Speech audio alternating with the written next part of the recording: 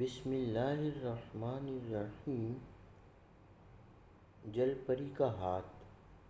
محترم غوث علی شاہ صاحب رحمۃ اللہ علیہ 18ویں صدی میں ہندوستان میں مشہور صوفی بزرگ گزرے ہیں۔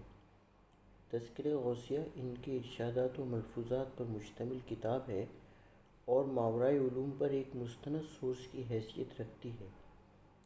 ایک روز ارشاد ہوا کہ ایک گرو نے اپنے چیلے سے بات تعلیم کے کہا کہ فلاں پہاڑ میں ایک تالاب ہے، اس کے اندر سے ایک رنگین ہاتھ کسی معشوق حور تمثال کا چیت کے مہینے کی پہلی تاریخ کو نکلتا ہے۔ چیت ہندو کیلنڈر کا پہلا مہینہ ہے اور موسم بہار کی آمد کی نوید دیتا ہے۔ اس مہینے کا آغاز 12 مارچ سے 13 اپریل کے درمیانی عرصے میں واقع ہونے والے نئے چاند سے ہوتا ہے۔ گرو نے بتایا کہ اس پری کی خوبصورت ہتھیلی پر ایک زمردی انگور رکھا ہوتا ہے، اگر وہ کسی کے ہاتھ لگ جائے تو کیا کہنے۔ اس کی خاصیت یہ ہے کہ اس کو کھا کر جہاں چاہے اڑتا پھرے۔ روئے زمین کے تمام خزانے اس پر عیاں ہو جاتے ہیں اور دل مثل آفتاب منور ہو جاتا ہے، لیکن اس کا ہاتھ آنا بہت مشکل ہے۔ جب اس کو کوئی لینا چاہے تو وہ نازنین لینے والے کا ہاتھ ایسے زور سے پکڑتی ہے کہ پھر چھوٹ نہیں سکتا۔ پانی میں کھینچ کر اس شخص کو لے جاتی ہے، مگر ہاں کوئی صاحب ہمت ہو تو کچھ دشوار نہیں۔ ہمت مرداں مدد خدا، الہمت اسم اعظم۔ عربی مقولہ ہے کہ ہمت اسم اعظم ہے۔ جب اس گرو کا انتقال ہو گیا تو وہ شخص اس جستجو میں تالاب پر جا پہنچا۔ وقت مقررہ پر وہی ہاتھ جو گرو نے بتایا تھا نکلا، لیکن اٹھانے کی ہمت نہ بندھی۔ سوچا کسی پہلوان کو لاؤں، چنانچہ ایک بڑا شہزور پہلوان نوکر رکھا۔ سال بھر تک اس کو خوب کھلایا پلایا۔ جب وقت معینہ قریب آیا تو اس کو تالاب کے کنارے لے گیا۔ ایک شخص تماشائی بھی ان کے ساتھ ہو لیا۔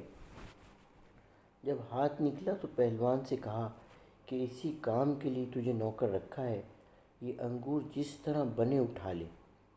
پہلوان نے ہاتھ ڈالا اور جھٹ اس معشوقہ نے پہلوان کا ہاتھ پکڑ لیا۔ بہت دیر تک زور آزمائی ہوتی رہی۔ آخر وہ معشوقہ پہلوان کو کھینچتی ہوئی تہہ کو لے گئی۔ یہ دونوں کف افسوس ملتے رہ گئے۔ تماشائی نے فقیر سے اس انگور کے اوصاف دریافت کیے جو اس نے بتا دیے۔ غرض فقیر تو مایوس ہو کر چل دیا، مگر تماشائی وہیں دھونی رما کر بیٹھ گیا۔ سادھو لوگ سردی سے بچاؤ اور جسم کو تپش پہنچانے کے لیے جو آگ جلاتے ہیں اسے دھونی کہتے ہیں۔ جب وہ تاریخ آئی تو ہاتھ برآمد ہوا۔ یہ شخص کنارے پر آیا اور کہا کہ یہ ایک طلسم ہے، دور سے انگور نظر آتا ہے، اگر سچ ہے تو اسے قریب لاؤ تاکہ خوب دیکھ بھال کے اس کے اٹھانے کو ہاتھ ڈالیں۔ وہ ہاتھ قریب تر آ گیا۔ اس شخص نے خوب دیکھ بھال کی اور تاک لگا کے اس معشوقہ کے ہاتھ کے نیچے اپنا ہاتھ لے جا کر ایسی تھپکی دی کہ انگور اچھل کر باہر آ پڑا اور اس نے جھٹ دوڑ کر اٹھا لیا۔ تالاب کے اندر سے آواز آئی کہ او دغا باز، تو نے بڑا فریب کیا، اب میرے ہاتھ سے بچ کر کہاں جائے گا۔ اس نے فوراً وہ انگور کھا لیا اور اڑ کر چل دیا۔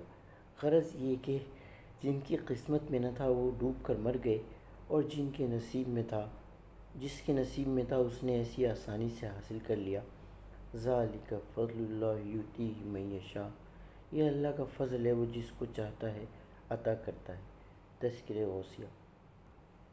الف لیلہ کی مشہور داستان الادین کے چراغ کی کہانی میں جب چراغ رگڑتے ہیں تو ایک جن حاضر ہو کر کہتا ہے، کیا حکم ہے میرے آقا۔ بالکل اسی طرح ہر انسان کی قوت ارادی ایک ایسی جن زادی ہے جو اگر تابع ہو جائے تو زمین و آسمان کے خزانے ہاتھ آ جاتے ہیں۔ قوت ارادی کے تابع ہونے کا مطلب کامل یکسوئی کنسنٹریشن ہے، یعنی ذہن ایک خیال میں دیگر تمام باتوں سے ہٹ کر پوری طرح یکسو ہو جائے۔ تمام روحانی مشقیں اسی ٹارگٹ کو مد نظر رکھتے ہوئے کی جاتی ہیں۔ ممتاز روحانی سائنسدان حضور قلندر بابا اولیاء رحمۃ اللہ علیہ فرماتے ہیں، یہ ذوق ہی انسان کے اندر بستا ہے، ورنہ انسان خلا ہے۔ جیسا کہ اللہ تعالیٰ نے قرآن پاک میں ارشاد کیا ہے، میں نے انسان کو بجنی مٹی سے بنایا ہے۔ یہاں مٹی کی نیچر فطرت بیان کی ہے جو خلا ہے۔ اب یہ بات تمہارے لیے سمجھنا بہت آسان ہے کہ ذوق میں نہ وزن ہوتا ہے، نہ ذوق کے لیے فاصلہ کوئی معنی رکھتا ہے، نہ ذوق زمین و آسمان کی حدود کا پابند ہے، نہ اسے وقت پابند بنا سکتا ہے۔ یہی ذوق چلتا پھرتا ہے۔ یہ بات ضرور ہے کہ انسان اس سے اس وقت تک متعارف نہیں ہوتا جب تک اس سے تعارف حاصل نہ کرے۔ جب تعارف حاصل کر لیتا ہے تو اسے معلوم ہو جاتا ہے کہ یہی ذوق انسان ہے۔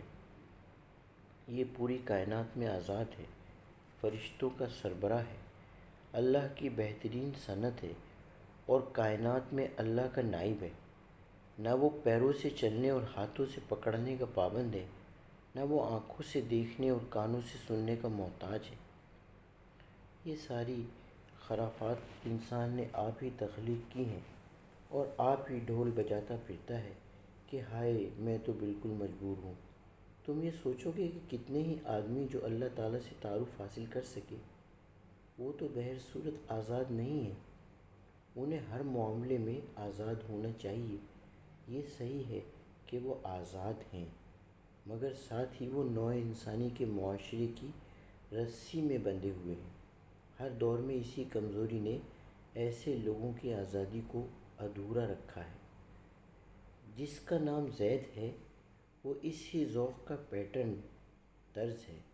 کوئی پیٹرن ساکت و صامت پنجرہ نہیں، بلکہ بولتا، چلتا پھرتا، کھاتا پیتا، سوچتا سمجھتا انسان ہے۔ فرش سے عرش تک اس کا ایک قدم ہے۔ سوئی کا روزن اور آسمانوں کی کھلی فضا، ایک ستارے سے دوسرے ستارے تک کا فاصلہ اس کے لیے ایک ہی معنی رکھتا ہے۔ وہ نہ کہیں رکتا ہے نہ کھٹکتا ہے۔ افسوس یہ ہے کہ وہ خود کو جانتا نہیں کہ میں کیا ہوں اور کائنات کیا ہے۔ حضور علیہ السلام کا نوع انسانی پر یہ سب سے بڑا احسان ہے کہ انہوں نے ان تمام رازوں کو واشگاف کر کے رکھ دیا۔ یہ نہ سمجھنا کہ یہ سب راز انہوں نے از خود منکشف کر دیے تھے، بلکہ ان پر اللہ نے کھولے، جن کو من و عن انہوں نے قرآن کی صورت میں ریکارڈ کرا دیا۔ تذکرہ قلندر بابا اولیاء رحمۃ اللہ علیہ، عنوان مکتوب گرامی۔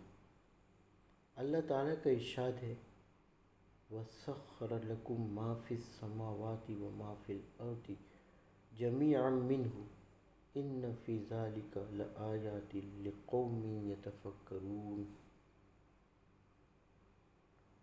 ترجمہ: اس نے زمین اور آسمانوں کی ساری ہی چیزوں کو تمہارے لیے مسخر کر دیا، سب کچھ اپنے پاس سے۔ اس میں بڑی نشانیاں ہیں ان لوگوں کے لیے جو غور و فکر کرنے والے ہیں۔ سورۃ الجاثیہ آیت نمبر 13۔ جل پری، میرمیڈ، پانی میں رہنے والی پری یا جن زادی ہے۔ روایت مشہور ہے کہ جل پری بہت حسین و پرکشش ہوتی ہے اور نہایت سریلی آواز میں نغمہ سرائی کرتی ہے۔ اسے آب حیات کا علم ہوتا ہے۔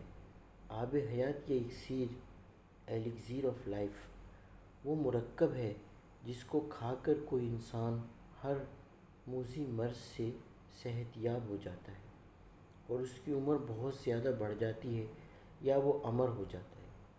اسی طرح اسے کئی ماورائی صلاحیتیں بھی حاصل ہو جاتی ہیں، مثلاً ہوا میں اڑنا، چھپے ہوئے خزانے دیکھ لینا، وغیرہ وغیرہ۔ تذکرہ غوثیہ کی کہانی سے پتہ چلتا ہے کہ جل پری کے انگور میں وہ آب حیات بھرا تھا جسے کھا کر انسان مٹی کی کشش سے آزاد ہو جاتا ہے۔ اگلی ویڈیو میں انشاءاللہ آب حیات پر مزید بات کریں گے۔